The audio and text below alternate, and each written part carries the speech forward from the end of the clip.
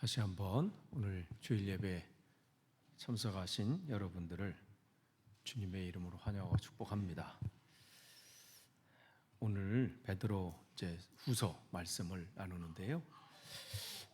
베드로후서 3장 8절에서 13절 말씀을 통해서 다시 오실 주님을 소망 가운데 기다리면서 거룩한 삶을 사는 우리들이 어떻게 살아야 하는지, 그래서 제목을 그날을 기다리며 거룩하게 이렇게 제목을 잡았습니다. 제가 1995년 4월 말에서 5월 초에 성지순례를 갔었는데, 그때 로마에서 잊혀지지 않는 단어가 있습니다. 카타콤베, 지하 동굴이죠.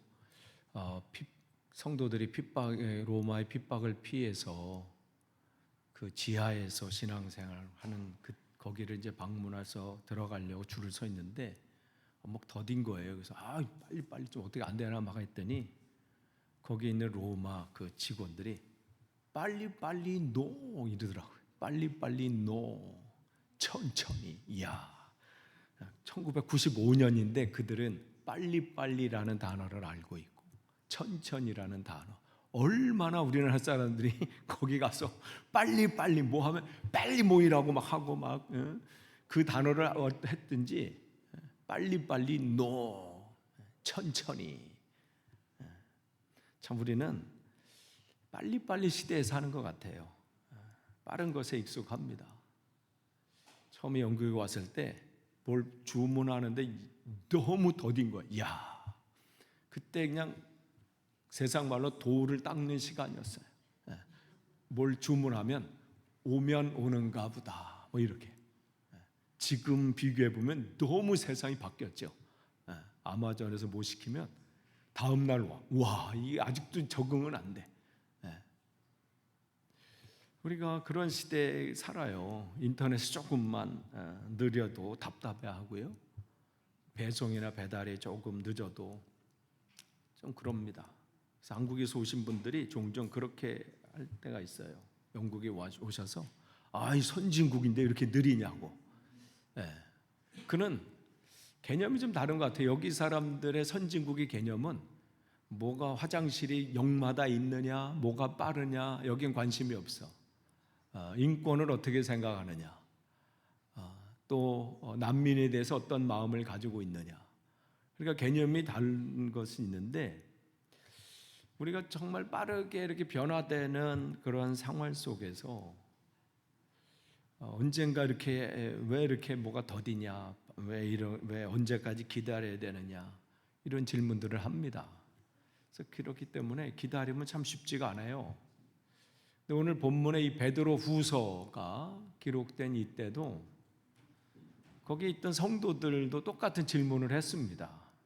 아니, 주님이 오신다고 했는데 언제 오시냐? 아니, 빨리 오신다고 해서 지금 신앙생활 열심히 하고 있는데 내가 지금 몸도 이렇고 오늘 내일 하고 있는데 언제 오시나? 이러한 질문들, 궁금증들이 있었습니다. 그럴 때 바울이, 이 베드로가 우리에게 얘기하지요. 하나님의 관점, 하나님의 시간의 관점하고 우리의 시간의 관점이 다르다, 이 얘기를 하는 거예요. 우리는 매일 시계를 보며 살아갑니다. 그래서 약속 시간, 또 출근 시간, 또 어떠한 모임의 시간들, 또 마감 시간, 뭐 이런 거 시간에 쫓겨서 살아가죠. 그리고 모든 것이 빨리 이루어지기를 원합니다. 그런 가운데 살는데 하나님의 때는 좀 더딘 것 같아요. 내가 기도하면 뭔가 빨리 응답이 되기를 원하고, 뭐 이 문제는 빨리 해결되길 원하고, 뭐 가족 문제든 자녀 문제든 내 일터의 문제든 모든 문제든 너무 더딘 것 같은 그런 생각이 됩니다. 그런데 오늘 이 말씀을 통해서 우리에게 말씀해 주시는 것은, 뭔가 더디다 느끼는 것은 하나님이 그 일을 하지 못하셔서도 아니고 그럴 힘이 없으셔서가 아니라 그 속에는 우리를 향한 배려와 하나님의 계획이 그 가운데 있다는 겁니다. 그래서 말씀하시죠. 주님께서는 하루가 1000년 같고 1000년이 하루 같습니다. 그러니까 우리를 보는 시간과 그게 다르다는 것이죠. 그러면서 9절에 이렇게 이어서 얘기합니다. 어떤 이들이 생각하는 것 같이 주님께서는 약속을 더디 지키시는 것이 아닙니다. 여러분을 위해서 오래 참으시는 것입니다. 하나님께서는 아무도 멸망하지 않고 모두 회개하는 데 이르기를 바라십니다. 이게 오늘의 핵심입니다. 하나님은 약속을 지키시지 않는다. 이 베드로 시대에 이런 소리들이 나왔어요. 왜 곧 오신다고 하시더니, 다시 오신다고 말씀하시더니 왜 안 오시나? 그 뭐 요즘 시대도 마찬가지죠. 아니 지금 2000년이 지나갔는데 아직도 이렇게 얘기하는 분도 있어요. 그런데 베드로는 분명히, 사실은 베드로가 아니라 베드로를 통해서 주님께서 하신 말씀이시지요. 더딤이 아니라 주님의 인내하심이라 말씀하십니다. 왜 기다리십니까? 아무도 멸망하지 않고 모두 회개하는 데 이르기를 바라시기 때문입니다. 이게 복음인 거죠. 더 많은 영혼들을 구원하시기 위해서 주님께서 우리 볼 때는 더디 오시는 것 같은데, 그렇기 때문에 이런 말씀 생각해 보면 우리도 주님의 그 은혜로, 우리가 찬양한 것처럼 그 은혜 아니면 우리가 어떻게 설 수 있겠습니까?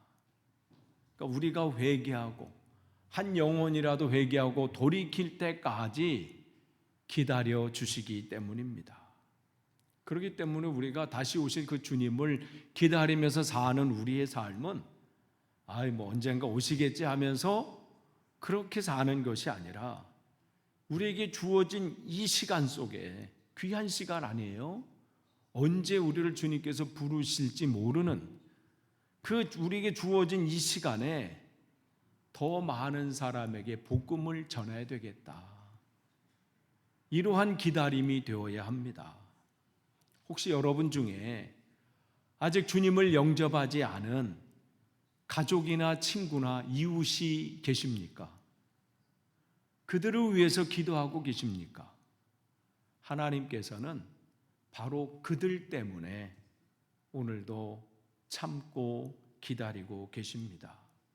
그러니까 하나님의 인내하심은 그저 그냥 뭐 할 일이 없으셔서 뭐 어쩌다 보니까 기다리심이 아니라 더 많은 구원을 위한 것입니다. 그래서 우리가 구원을 받은 거예요. 그런데 그러한 기다림의 시간 속에 주님은 분명히 말씀하십니다. 그러나 주님의 날은 도둑같이 올 것입니다. 주님께서 오래 참으신다고 그날이 오지 않는 것이 아니라는 거예요. 반드시 온다. 그런데 그것도 아무도 예상하지 못하는 순간에 온다고 말씀을 하십니다. AD 79년 8월 24일에 이탈리아의 폼페이는 번영하는 도시였습니다. 사람들은 장사하고 먹고 마시고 일상을 즐기고 있었습니다. 건너편에 있던 베수비오 화산이 연기를 내뿜고 있었지만 사람들은 그 모습에 전혀 개의치 않았습니다. 왜냐하면 늘 그래왔으니까. 오늘도 그 많은 날 중에 하루라고 생각을 했습니다. 그런데 그날 오후에 화산이 폭발했습니다. 몇 시간 만에 도시 전체가 화산재에 묻혔습니다. 고고학자들이 발굴한 폼페이의 유적을 보면 그 사람들은 일상적인 일을 하다가 그대로 굳어버렸습니다. 빵을 굽는 사람, 식사하던 가족, 도망가던 사람들, 주님의 재림도 이와 같을 것입니다. 사람들이 일상에 빠져 있을 때 아무도 예상하지 못한 순간에 오실 것입니다. 사람들이 평안하다, 안전하다, 괜찮다고 말할 그때에, 세상이 일상에 빠져 있을 그때에 주님이 오실 것입니다. 그러니까 우리는 매 순간순간 주님의 말씀을 묵상한다는 것은 다른 거 없어요. 주님께서 오신다. 그러면서 그날이 오면 하늘은 요란한 소리를 내면서 사라지고 원소들은 불에 녹아버리고 땅과 그 안에 있는 모든 일들은 드러날 것입니다. 그날이 오면 우리의 모든 행위가, 모든 생각이, 모든 말이 드러날 것입니다. 그날에는 숨길 것이 없어요. 우리가 쌓아온 명예나 재물이나 무슨 권력이나 아니면 어떤 것으로 로비도 하고 빽이 통하는 그러한 시대는 아닙니다. 그날이 오면 모든 것이 드러난다고 분명히 말씀을 하십니다. 그러면 그런 날을 기다리는 우리들은 그냥 어떻게 이 시대를 살아가야 될까요? 그냥 언젠가는 올 테니까 그냥 그때 오면 그냥 그때 잘 맞이하고 그때 주님을 뵈면 되지. 그런데 오늘 베드로 후서를 통해서 주님께서 우리에게 그날을 기다리며 우리들이 어떠한 삶을 살아야 되는지 몇 가지를 말씀해 주십니다. 베드로후서 11장 보면 그날의 모든 것이 녹아버릴 텐데 여러분은 어떠한 사람이 되어야 하겠습니까? 즉 그날을 어떻게 준비하면서 하루하루의 삶을 살아가야 되겠습니까? 이 말씀을 하시는 것이죠. 이것은 베드로가 그 당시의 초대교회 성도들, 그 성도들에게만 전하시는 것이 아니라 오늘 이 말씀을 통해서 다시 오실 그 주님, 그 주님을 기다리는 저와 여러분에게 동일하게 주시는 말씀입니다. 주님이 다시 오신다는 것을 알고 있고 믿고 있는 우리들은 과연 어떻게 살아가야 할까요?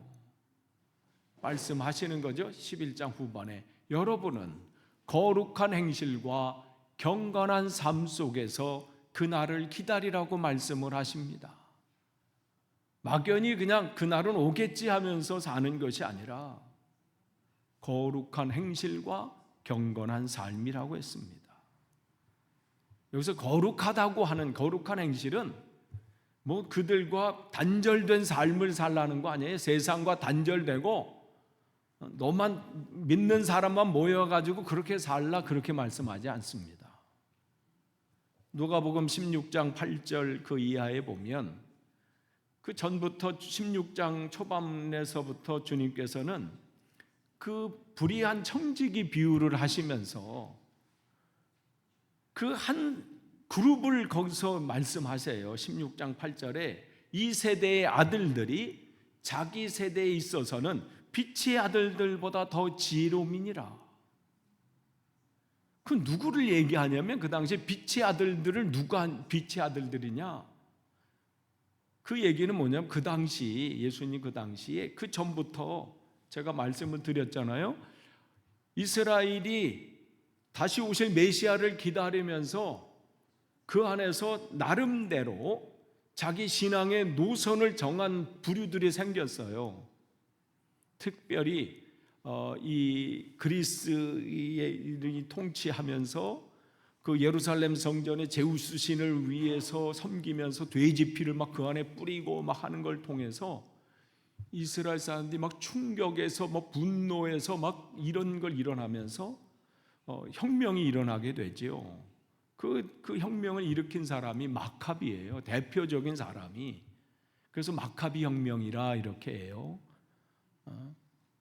그래서 우리가 가지고 있는 그 성경을 정경이라 그러는데 그 정경 캐논, 그 정경 밖에 있는 경전, 그걸 외경이라 그래요. 캐톨릭에서는 그 외경도 이제 그 성경책 안에 들어가 있는데 거기 보면 이제 마카비서가 있어요. 그러니까 그 사람의 이야기와 그 당시의 상황들을 얘기한 것인데, 거기 그렇게 해서 참 한 100년 정도의 이스라엘 사람들이 독립했던 그런 순간들이 있단 말이죠. 그런 때 이제 이스라엘 안에서 그걸 지지하면서 그래 이렇게 나가야지, 이래야 우리가 메시아가 오실 것을 준비하는 게 되지 하면서 늘 그 안에 칼을 차고 다니면서 그 다음에 로마든지 뭐 이렇게 자기 나라를 식민지했던 그들을 우리가 언젠가는 저것들을 그냥 없애버리고 우리가 진정한 자유를 구하자 하는 사람들, 그러한 사람들을 열심당이라 그래요. 그래서 예수님의 제자 중에도 시므온이라고 하는 사람은 그 열심당원 소속이었어요. 전에 예수님을 만나기 전까지는. 그런가 하면 우리는 저 폭력적인 걸 증오해.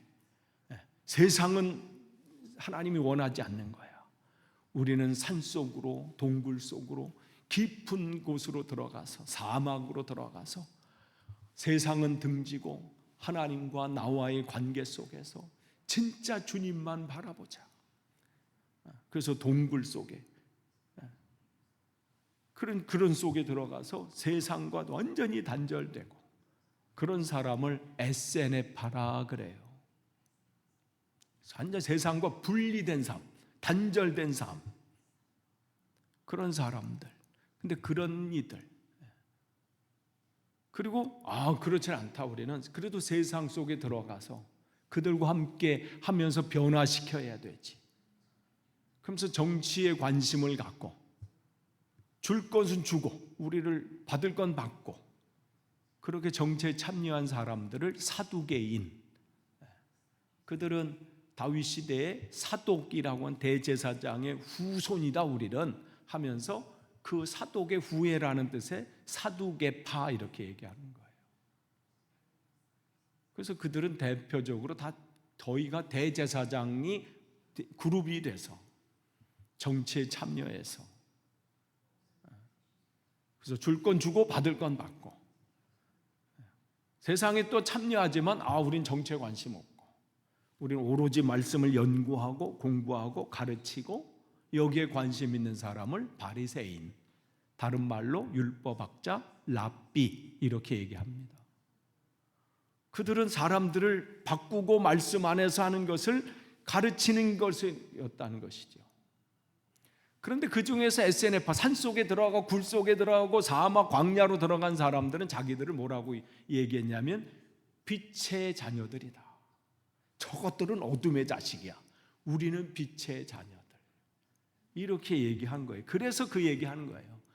그 빛의 아들들보다 이 사람들이 더 지혜롭다. 왜냐하면 주님께서 오신 것은 구분해가지고 세상은 죄악된 것, 우리만 이러고 주님이 오신 게 아니라 세상 속으로 들어가서 네가 빛이 되고 소금이 돼서 그들을 변화시켜야 된다, 이 말씀을 하시는 것인데, 저들은 이 세상에 있는 저들이 저 세상의 인간들 하고 하는 이 세대의 아들들이 저 빛의 아들들보다 더 지혜롭다, 이 말씀을 하시는 거예요. 왜 이 말씀을 제가 왜 전해요? 우리가 살아가는 이 시대에 세상과 단절해서 사는 게 교회가 아닙니다. 우리가 단절해서 살 수도 없어요.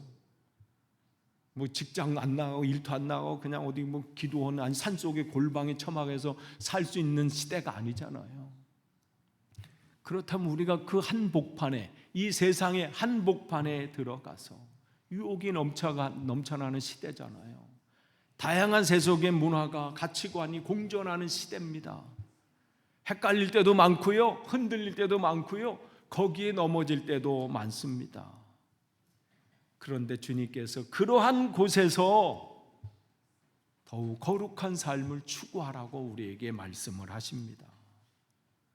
그러한 한복판에서 경건한 삶을 살라고 말씀하십니다. 경건하다는 것이 성경책 끼고 팔자걸음 걸으라는 게 아니라 하나님을 두렵고 떨리는 마음으로 경외하면서 하나님 중심의 삶을 사는 거예요. 무엇을 선택하고 판단하고 결정하고 분별할 때마다 주님이 이곳에 계시지, 주님이 이 자리에 계시지, 이걸 놓치지 않는 삶. 나 홀로 있는 것 같이 아무도 없는 은밀한 곳에 있다 할지라도 주님은 이 자리에 계시다는 것을 놓치지 않는 삶. 그 삶을 살라는 거예요. 그렇기 때문에 모든 곳에서 예배가 우선이 되어야 되는 거예요. 모든 곳에서 기도가 우선이 되고 모든 곳에서 말씀이 우선이 되는 겁니다. 그렇기 때문에 오늘 주일, 특별히 이 자리, 중요한 자리가 왜 중요하냐면요, 주일 예배 지키라고 해서 준 게 아니라 한 주간을 시작하는 날이에요. 한 주간을 시작하는 날. 말씀으로 주님, 내가 한 주간을 주님 앞에 이렇게 예배하는 이 마음. 그래도 다른 때보다는 여러분이 이 예배당에 오셔서 마음과 찬양하고 말씀 듣고 했을 때는 조금이라도 주님을 기억하고 생각하는 그런 시간들이 되잖아요. 그런 것처럼 주님, 내가 이번 한 주간을 이렇게 주님을 기억하며 예배하는 마음으로 살겠습니다. 그래서 오늘은 일요일 주일이고요, 내일은 뭐예요? 월요일 주일인 거예요.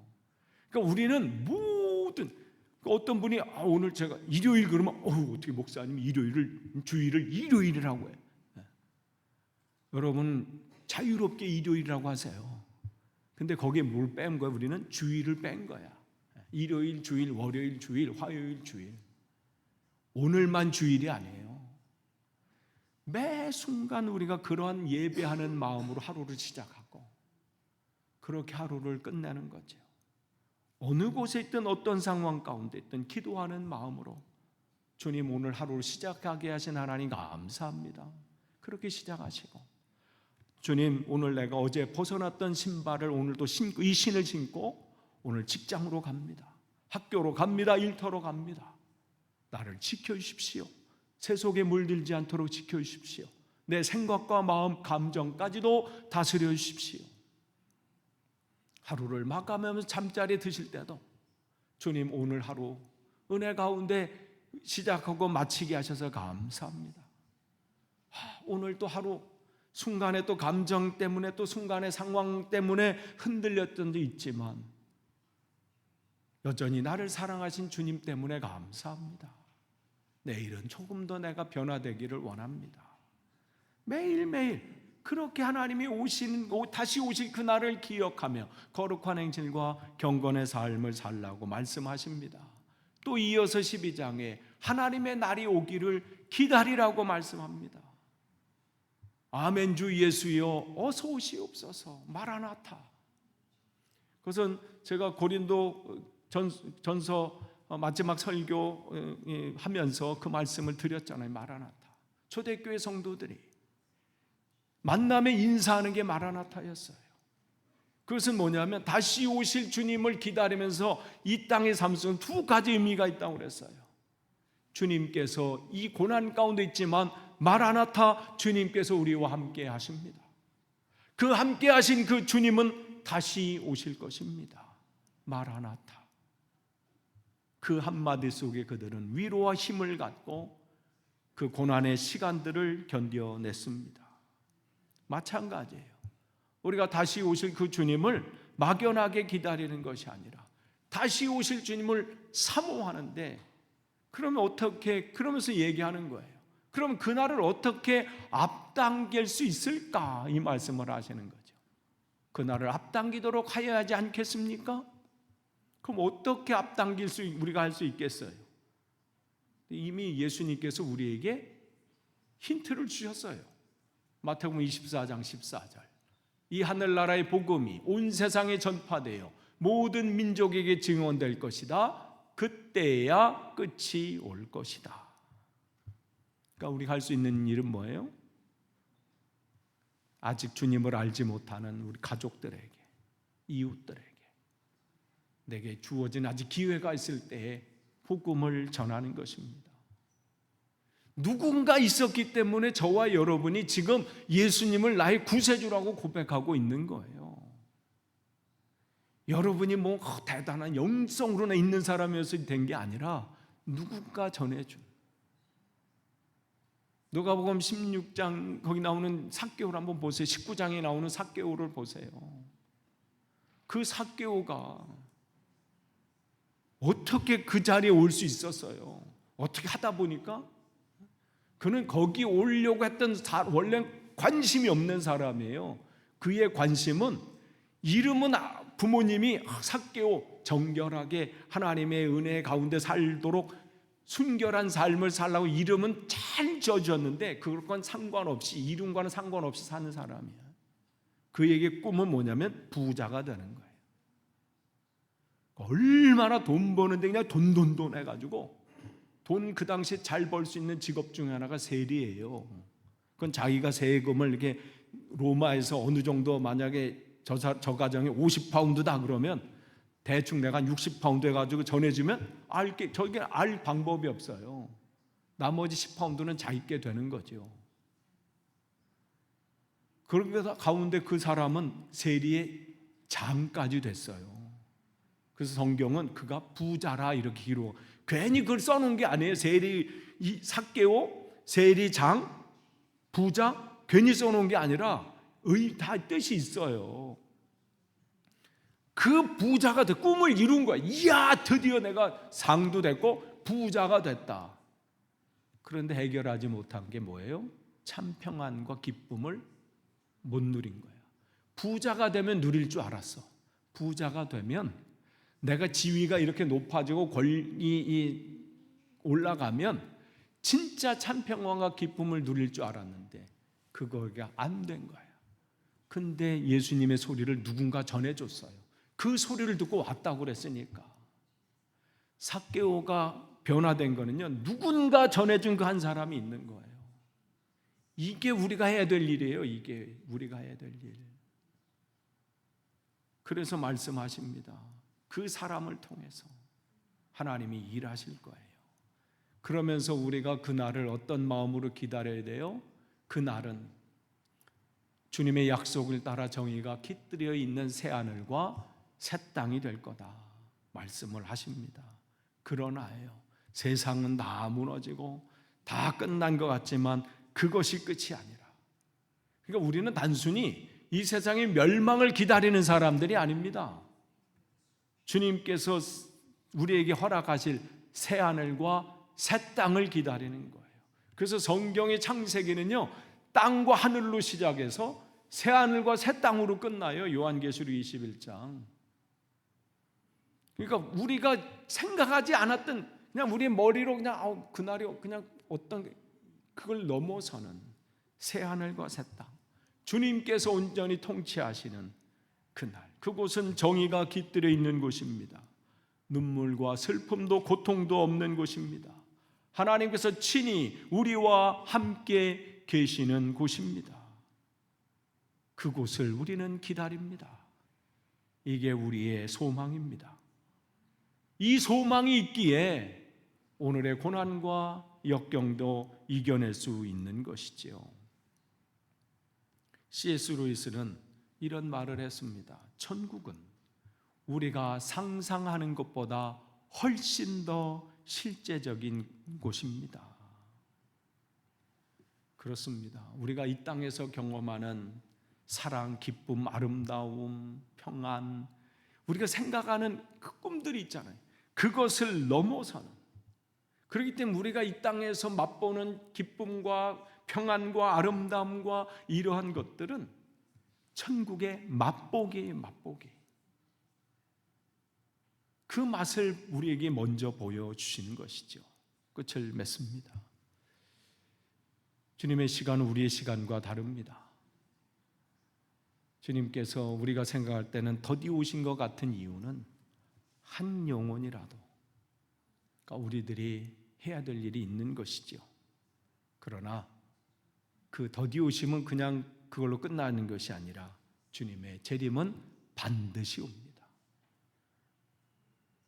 우리가 도둑과 같이 예상하지 못하는 순간에 온다고 말씀을 하십니다. 그날을 준비하는 우리들은 거룩한 행실과 경건한 삶으로 또한 다시 오실 주님을 준비하며 살아야 되겠습니다. 여러분이 주님께서 오늘 재림하신다면 우리는 무엇이 지금 준비되어 있습니까? 여러분의 삶은 거룩합니까? 여러분들은 복음을 전하고 계십니까? 우리가 이 땅의 삶은 나그네고 순례자입니다. 잠시 왔다가 가는 것입니다. 우리의 본향은 하늘입니다. 우리의 본향은 주님의 나라입니다. 오늘도 그 본향을 향해서 그날을, 주님의 날을 기다리며 거룩하게 사시는 저와 여러분이 되기를 축복합니다. 기도하겠습니다. 하나님 감사합니다. 다시 오실 주님을 오늘도 기다리며 우리 맡겨진 그 사명과 주어주신 그 삶을 살아갑니다. 거룩하게 또 경건한 삶을 살게 하시고 우리에게 주어진 이 시간 속에 아직도 주님을 알지 못하는 영혼들에게 온전히 주님을 전하는 복되고 귀한 삶이 되게 하옵소서. 예수님의 이름으로 기도합니다. 아멘.